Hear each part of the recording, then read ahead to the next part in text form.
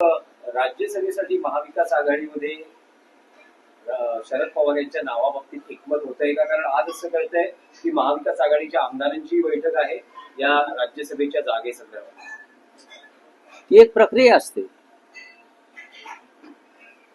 एक जागा जर महाविकास आघाडीला मिळणार असेल, काँग्रेस, राष्ट्रवादी काँग्रेस, शरद पवार, शिवसेना, उद्धव बाळासाहेब ठाकरे, तर तिन्ही पक्षांना एकत्र बसून निर्णय घ्यावे लागतील ना. मग त्यात अशी बातमी काय आहे? विधान परिषद आहे आणि राज्यसभा आहे. या दोन्ही बाबींवरती एकत्रित बसून निर्णय घेतल्याशिवाय कोणतीही निवडणूक पुढे जाणार नाही. आणि त्या दृष्टीनं आमदारांची एकत्र बैठक घेणं, नेत्यांनी चर्चा करणं, या गोष्टी ओघानं आल्या. आणि या निवडणुकीची तयारी फक्त महाराष्ट्रात नाही, ते देशभरामध्ये राज्यसभेच्या द्विवार्षिक निवडणुकीची तयारी सुरू आहे. कारण साधारण 36 जागा रिकाम्या होत्या देशभरामध्ये. महाराष्ट्रात 7 जागा आहेत. 6 जागा निवडून आणणं इतकं बळ महायुतीकडे आहे. आणि एका जागेवरती आम्ही निर्णय घेऊ सगळे मिळून, एवढंच मी सांगू शकतो. रावसाहेब, काल दिल्लीत होतात आपण, काही काँग्रेसच्या पक्षश्रेष्ठींची काही या जागेसंदर्भात चर्चा झाली आहे का? कारण हर्षवर्धन सपकाळ असं म्हणतात की ही जागा काँग्रेसला देणं आवश्यक आहे, तर विधान परिषदेवर उद्धव ठाकरे जाऊ शकतील. शिवसेना युबीटी मध्येही आदित्य ठाकरे या जागेवर दावा करत आहेत. आणि अजूनही शरद पवारांकडून पक्षाकडून उमेदवारी घोषित झाली नसली तरी तुम्ही म्हणतात की त्यांची इच्छा आहे. तर हे जे सगळं त्रांगडं आहे, बघा, काँग्रेस काय, राष्ट्रवादी काय आणि शिवसेना काय, तिन्ही पक्षांचे सदस्य निवृत्त होत आहेत. कुणी एकच निवृत्त होतोय का? नाही. काँग्रेस पक्षाच्या रजनीताई पाटील निवृत्त होत आहेत माझ्या माहितीप्रमाणे. राष्ट्रवादी काँग्रेसचे स्वतः शरद पवार, फौजिया खान निवृत्त होत आहेत. आणि शिवसेनेच्या आमच्या प्रियंका चतुर्वेदी निवृत्त होत आहेत. म्हणजे प्रत्येक पक्षाचे 1 किंवा 2 सदस्य निवृत्त होत आहेत. त्याच्यामुळे प्रत्येक पक्ष हा आमचा उमेदवार जावा, आपला उमेदवार जावा म्हणून आपलं मत व्यक्त करतो. पण शेवटी जाणार एकच उमेदवार. आता तो एक कोण, ह्याच्यावर 3 पक्षामध्ये चर्चा. तो एक कोण हे 3 पक्ष ठरवतील. पण एक मात्र नक्की की माननीय शरद पवार साहेब हे निवडणुकीला उभे राहणार आहे, याच्याविषयी माझ्या मनात शंका नाही.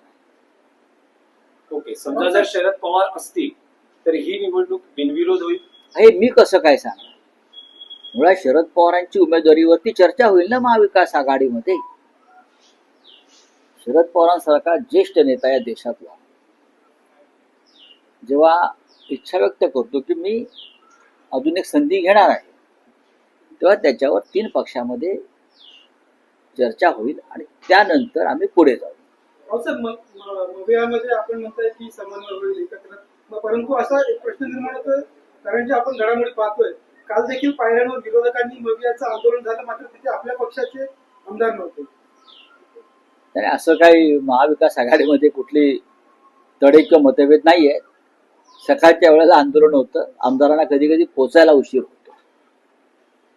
आंदोलनामध्ये आमचे महेश सावंत दिसत आहेत, पहा तुम्ही. पण रावसाहेब, त्या राज्यसभेसाठी जी स्ट्रॅटेजी सुरू आहे त्यात भले तुमचा पक्ष नसेल, पण आता 26 म्हणजे उद्या एनसीपी अजित पवार गटाची राष्ट्रीय कार्यकारिणी जाहीर झाली होते आहे. आणि राष्ट्रीय अध्यक्ष म्हणून सुनेत्रा पवार यांच्या नावाचीच अधिकृत निवड होईल असं कळते. आणि पार्थ पवार हे राज्यसभेवर जातात. मी काय सांगू ह्याच्यावर? तुम्हाला काय उत्तर हवंय माझ्याकडून ते मी देतो, सांगा ना. नाही, अशी ही एनसीपी त्यांचा पक्ष गटामध्ये अजित दादा आज आपल्यात नाहीये. अजितदादांच्या पक्षाच्या नेतृत्वामध्ये सुनेत्रा अजितदादा पवार आता आलेले आहेत. त्या राज्याचे उपमुख्यमंत्री झालेले आहेत. आता पक्षाची धुरा कोणी सांभाळायची हे त्यांचा पक्ष ठरवेल. आणि तर त्यांच्या पक्षाला जर वाटत असेल की सुनेत्रा ताई पवार व सुनेत्रा वहिनी या सक्षम आहेत, तर पक्ष त्यांच्याकडे जबाबदारी देईल. त्या त्यांच्याच पक्षाची लिडरशिप करणार ना, इतर पक्षाची करणार नाहीत त्या. पार्थ पवारांच्या जागेबाबत अंजली दमाने यांनी कडक शब्दामध्ये आक्षेप घेतलेला आहे. त्यात मी काय करू? असं आहे की त्या संदर्भात अनेक, आता जेव्हा त्यांचा उमेदवारी अर्ज दाखल होईल तेव्हा असे विषय समोर येऊ शकतात. मुंडवा जमीन प्रकरणाचा विषय जो आहे हा संपलेला नाही, हा जेव्हा संपलेला नाही. पण मुख्यमंत्री पाठीशी असल्यामुळे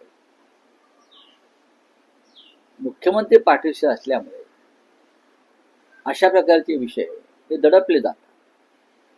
विरोधकांचे नेते किंवा विरोधकांच्या नेत्यांची मुलं असतील तर कदाचित हा विषय अधिक पुढे गेला असता. जरी त्यात तथ्य नसलं तरी त्याच्यामध्ये तो माल मसाला टाकून अशा खटल्यांना चालना दिली जाते.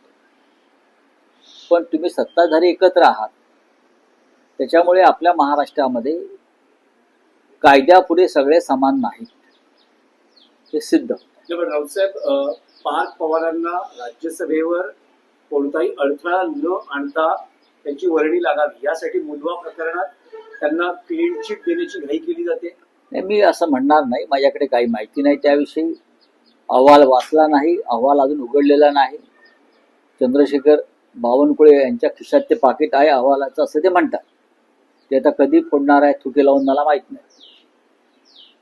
रावसाहेब, आणखी एक विषय होता की अजित पवार यांच्या अपघाती मृत्यू प्रकरणात रोहित पवार अनेक खुलासे करतायत, अनेक पत्रकार परिषदा घेत आहेत. पण काल जे DGCAचं प्रसिद्धी निवेदन आलंय, ज्या VSR कंपनीवर जी कारवाई किंवा एक ऑडिट आपल्याला दिसते आहे, काही उड्डाणं किंवा काही त्यांची विमानं ही आता त्यांना उड्डाणास मनाई करण्यात आली. एका विशिष्ट जातीचे जे उड्डाण आहे, विमान आहे, त्या विमान उड्डाणास DGCAने परवानगी नाकारली, संपूर्ण त्यांचं मेंटेनन्स ऑडिट समोर येईपर्यंत.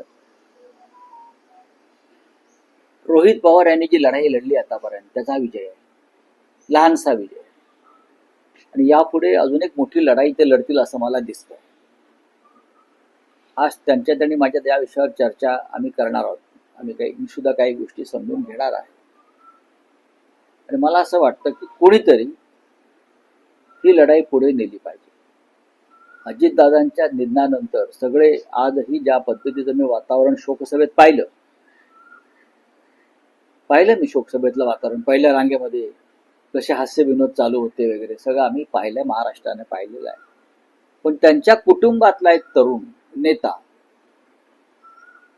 अजित पवारांच्या मृत्यूचं रहस्य शोधण्याचा प्रयत्न करतो आहे. आणि या अपघातामागच्या किंवा घातपातामागच्या खऱ्या गुन्हेगारांना शिक्षा व्हावी म्हणून तो अभ्यास करतोय, लढा देतोय. अशा रोहित पवारांच्या पाठीशी आपण उभे राहिलो पाहिजे. रावसाहेब, चंद्रपूरचे नगरसेवक काल उद्धव ठाकरेंना भेटले. आपण हे सांगतो की वारंवार ती कारवाई होण्याची शक्यता आहे, त्यांना आपण बोलावून घेतलंय. अशा परिस्थितीत काल कुठल्याही स्वरूपाची कारवाई नाही झाली, उलट ते तर म्हणतात की आम्हाला आशीर्वाद मिळाला. पाहावं लागेल मला कोणत्या प्रकारचा आशीर्वाद मिळाला आहे तो. पीएम मोदी कह रहे हैं, अब राहुल गांधी कह रहे हैं कि पीएम मोदी ने नेशन बेस दिया है. इस बारे में क्या कहना है? ट्रेड डील बाकी सब कैंसिल कर रहे हैं, लेकिन इंडिया को रोकने की तैयारी नहीं करती. क्या बेच दे इंडिया को? उसमें नई बात क्या है? ये बहुत बार आ गया है ना. जब से मोदी जी भारत के प्रधानमंत्री हो गए हैं तो भारत सबसे पहले गौतम अडानी को बेच दिया और बाकी का जो भारत बचा था वो अमेरिका को बेच दिया है, वो भी गौतम अडानी के लिए. ये सच है तो राहुल गांधी जी सच बोल रहे हैं कि भारत माता को बेच दिया. क्यों? अपने उद्योगपति मित्रों के लिए बेच दिया. एपिस्टिन फाइल में जो कुछ एक माल मसाला आने वाला है वो रोकने के लिए भी भारत को बेच दिया है. जो है सब जगह रोक दिया है, तो भारत सरकार इस पे विचार कर रही है. अभी तक विचार क्यों करना है? भारत को आपको गुलामी का बहुत ही गुस्सा है ना. ये हम साउथ ब्लॉक से इसलिए निकाले हैं हमारा प्रधानमंत्री कार्यालय क्योंकि गुलामी का प्रतीक है. आप सेवा तीर्थ में गए, आपने नई संसद बनाई क्योंकि पुरानी संसद आपको गुलामी का प्रतीक रखता था. तो पूरी भारत माता, भारत देश आपने अमेरिका को बेच दिया, चरणों में गिरवी रखा. वो आपको गुलामी नहीं लगती? बताइए.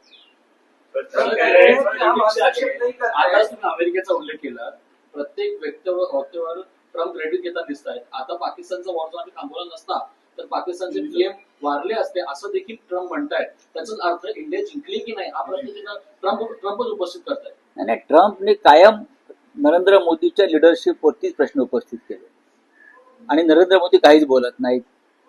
भाजपचे त्यांचे प्रवक्ते बोलत नाहीत. राष्ट्रीय स्वयंसेवक संघाचे सरसंघचालक बोलत नाहीत. या एका विषयावर त्यांची तोंड बंद असतात. पण भारतामध्ये भारत पाकिस्तान झालं, भारत हिंदू मुसलमान झालं की त्यांची तोंड उचकटतात. दादा भुसे असं म्हटले की आता मराठी भाषा दिन येतोय. दादा भुसेने हे कबूल केले मागच्या 2 वर्षात 250हून अधिक मराठी शाळा बंद झाले. हे खुद्द शिक्षण मंत्री म्हणतात.